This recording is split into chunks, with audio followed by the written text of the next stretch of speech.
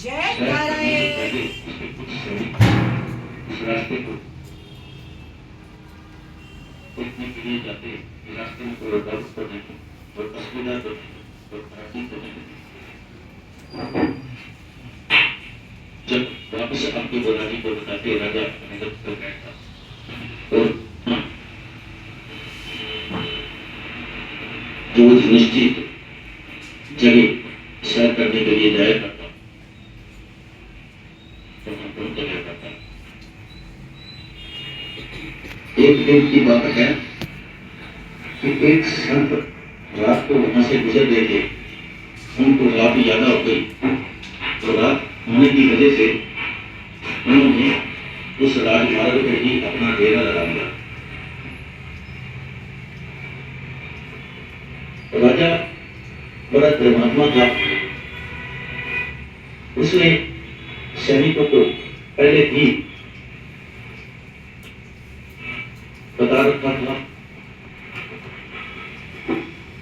कि किसी संत का अपमान नहीं करना। रास्ते में यदि कोई संत मिल जाए तो उसका आदर सत्कार करना है, उसका मान सम्मान करना है, उसे किसी भी तरह की कोई क्षति नहीं पहुंचनी चाहिए।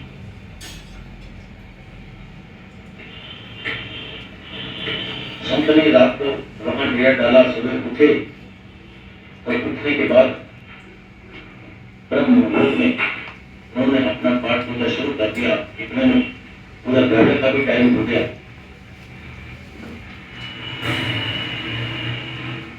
राजा के सैनिक जब रास्ते का भ्रमण करने आए तो उन्होंने देखा कि संत राजमार्ग में ही बैठ के अपनी पाठ पूजा कर रहे हैं।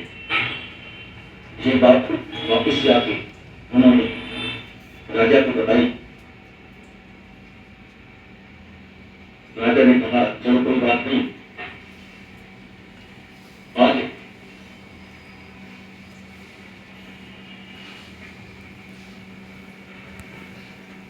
संत के दर्शन ही हो जाए। आज इसी मार्ग पे जाके जहां तक वो संत बैठे हैं वहीं तक घूमना भी हो जाएगा और संत के दर्शन भी हो जाएगा।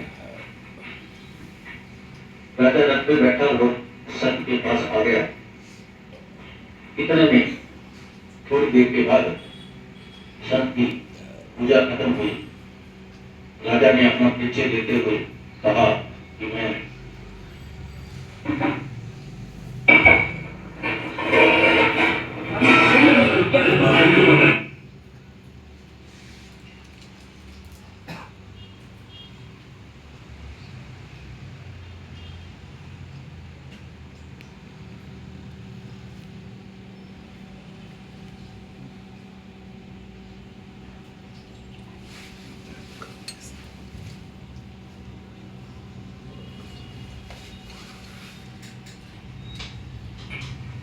का राजा और फिर प्रणाम किया। संत ने भी राजा की बहुत बड़ाई संपत्ति थी, उन्होंने भी मन से आशीर्वाद किया और कहा कि राजन आप बहुत धर्मात्मा है, आपकी प्रजा आपके बहुत सुन जाती है, पर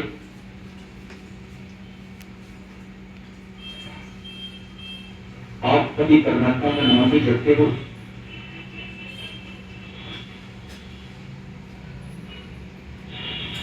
राजा ने कहा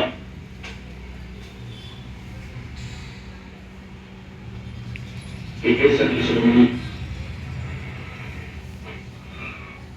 जैसे मैंने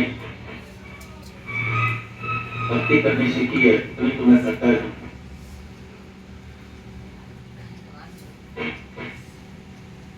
राजा ने फिर सिर झुकाते हुए संत से आशीर्वाद मांगा और कहा कि मैं संत श्रोमणी कृपा करके मेरा मन है बहुत दिनों से संत के दर्शनों का प्यासा था। आज ईश्वर की कृपा हुई है और आपके दर्शन हुए हैं।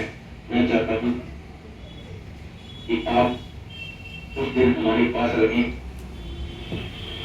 और भी कुछ अगर भक्ति में हमारी कमी है तो हमें मार्ग दिखाएं। संत जी ने कहा, चलता पानी जैसे साफ होता है, रुक जाए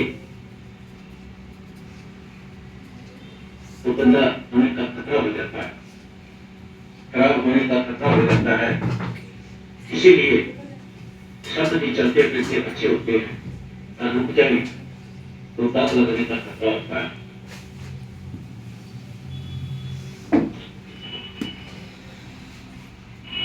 राजा ने फिर प्रार्थना की कि महाराज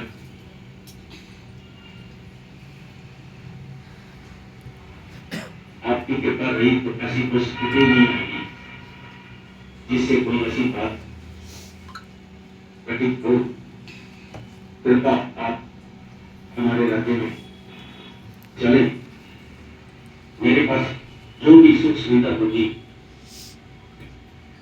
मैं आपके चरणों में अर्पित कर दूंगा। राजा का भाव देखते हुए संत ने हाँ कर दी और वो राजा के रथ पे बैठे राजमहल में चले गए। राजा ने जाकर संत जी का बहुत स्वागत किया और अपना मंदिर दिखाया। उसी में ही संत जी का बिस्तर लगवा दिया। मंदिर बहुत बड़ा था।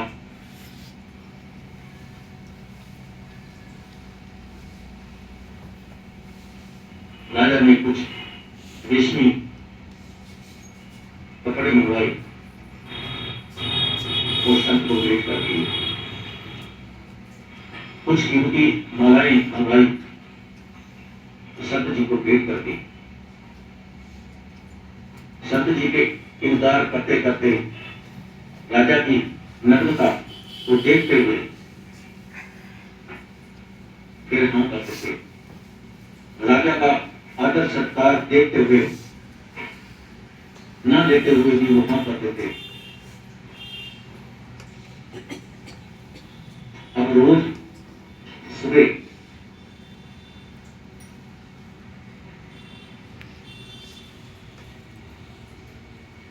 संत पाठ पूजा करते और उसके बाद जो महल में रहने वाले लोग थे, महल के आसपास रहने वाले लोग थे, जो लोग राजा के महल में मंदिर में मत्था टेकने आते थे, वो सब आने लगे। संत जी सुबह सत्संग करते और वो सब सुनते और आनंदित हो जाते। राजा भी बहुत आनंदित रहने लगा। बड़ा भक्ति करने का उन्हें मजा आने लगा। और फिर याद रखना, जब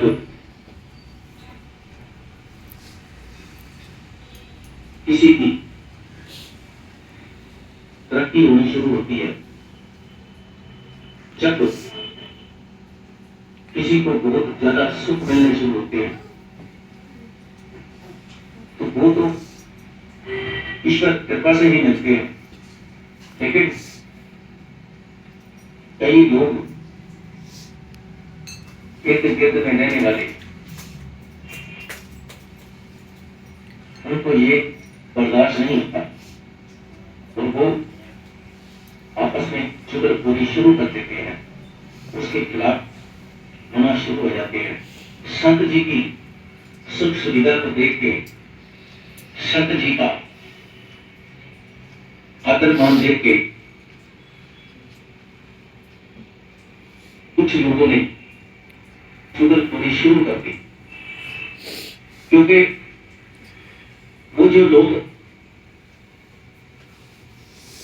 जिनको पहले बहुत आदर मान मिलता था, उनको अपने आदर मान में कमी लगने लगी और इस वजह से उन्होंने चुगलखोरी शुरू कर दी और फिर बातें बनाने लगे कि अब इसमें कौन सी संत वाली बात रही है, हमारे जैसा खाता है, हमारे जैसा पीता है, हमारे जैसा रहता है, हमारे जैसी मालाएं, हमारे जैसे कपड़े, हमारे जैसे तख्त ताज,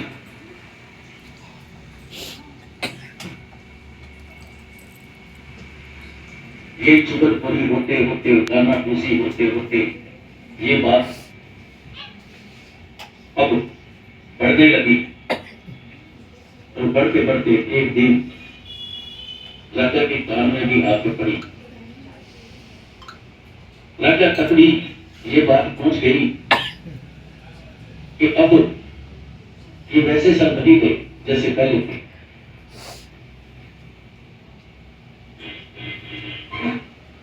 पहले तो कथा करते थे, बहुत आनंद आता था, अब वो रस ही नहीं रहा, अब वो बात ही नहीं रही।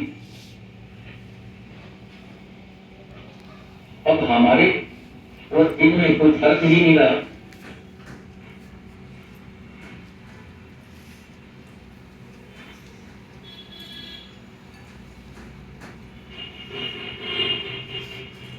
पहले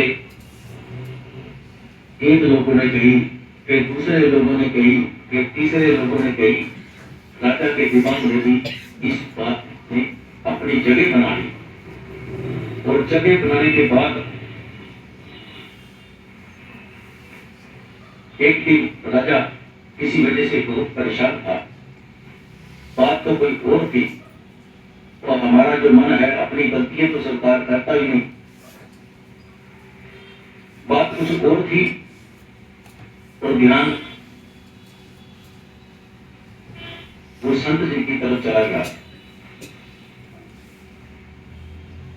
और जब वो संत से मिले तो यही बात पूछने लगे कि संत जी, मैं आपसे एक बात पूछना चाहता हूं। उन्होंने कहा, पूछो। पहले ये बताओ कि अब आप में और हमारे में क्या फर्क है? आप हमारे जैसा खाते हो, हमारा जैसा पहनते हो, रहने की जगह भी आपको, जो सुख सुविधाएं भी आपको मैंने दी हैं वो हमारी जैसी हैं।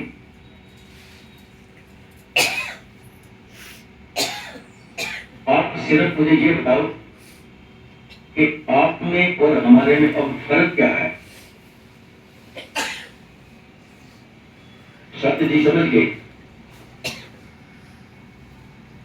पहले जो चुगलखोरी होती थी वो सत्य जी के कानों में नहीं पड़ती थी और संत चुप थे, क्योंकि जब राजा इतना आदर सत्कार दे रहा है, राजा इतना मान, इतनी इज्जत दे रहा है, इतनी नम्रता से पेश आता है, तो वो उन बातों की तरफ ध्यान ही नहीं देते। लेकिन जब राजा ने ये पूछ लिया तो संत जी ने भी कहा, अभी आप 2 मिनट रुको, मैं आपको अभी 2 मिनट में ही ये बताता हूं कि आप में और मेरे में क्या फर्क है। संत जी ने मंदिर का दरवाजा बंद किया और अपना पुराना झोला निकाला और वो जो झोला अपने जहाज साथ लेके फिरते थे। जब वो आए थे तो वही सूती कपड़े उन्होंने संभाल के उस झोले में रख दिए थे। उन्होंने वो रेशमी कपड़े उतारे, वो जो कीमती मालाएं उतार दी, वो जो राजा ने गिफ्ट में कीमती अंगूठियां दी थी वो भी सारी उतार दी।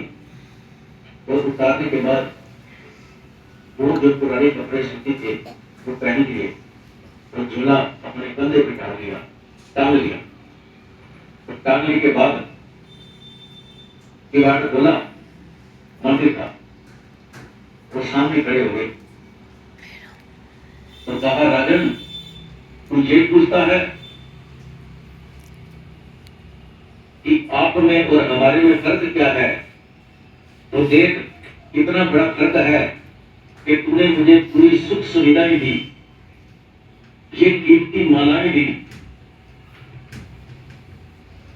ये कीमती अंगूठियां दी, ये सारी जो सुख सुविधा जो तेरे जैसी मुझे भी तूने दी, मैं इस सब का त्याग करता हूं हाथ से और सब त्याग करके मैं जा रहा हूं।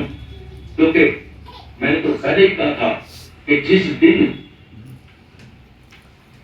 मेरी चुगलखोरी होनी शुरू हो जाएगी उसी दिन मैं आपका दरबार छोड़ के चला जाऊंगा। और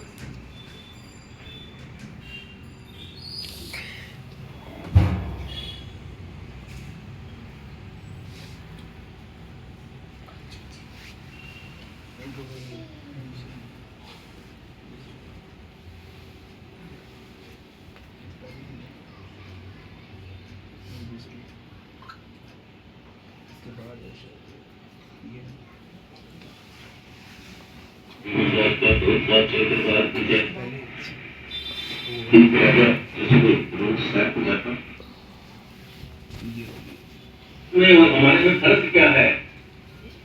राजन इतना बड़ा फर्क है कि मुझे सब सुख सुविधाएं मिली और मैं सब छोड़ के जा रहा हूं और तुझे उस परमात्मा ने सारी सुख सुविधाएं दी।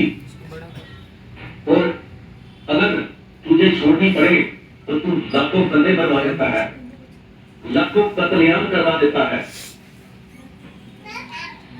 लाखों लोगों को जो निर्दोष होते हैं लड़ाई में मरवा देता है, लाखों औरतों को विधवा बनवा देता है और अपना सियासत छोड़ने के लिए तैयार नहीं होता।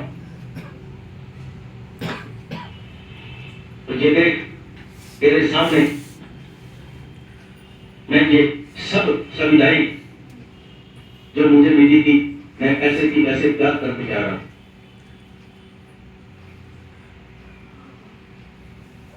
संत से कभी मत पूछना कि आप में और हमारे में फर्क क्या होता है। संत तो जब पैदा होते हैं तभी उन पे ईश्वर की इतनी कृपा होती है, तभी से वो त्यागी हो जाते हैं। तुझे पता है कि मेरे साथ ये कुछ जाने वाला नहीं, फिर भी तुम दुनिया भर के कत्लेआम करवाता है, दुनिया भर के झूठ चलवाता है, जो कपट हो सकता है, जो राजनीति हो सकती है, तो करवा के इस सियासत को छोड़ना नहीं चाहता। और देख तूने मेरे से पूछा है तो मैं ये सब कुछ छोड़ के जा रहा हूं। इतना बड़ा फर्क है तुझ में और मुझ में। जय तारा महाप्रभु श्री ठाकुर जी महाराज का बोल साचे दरबार की जय।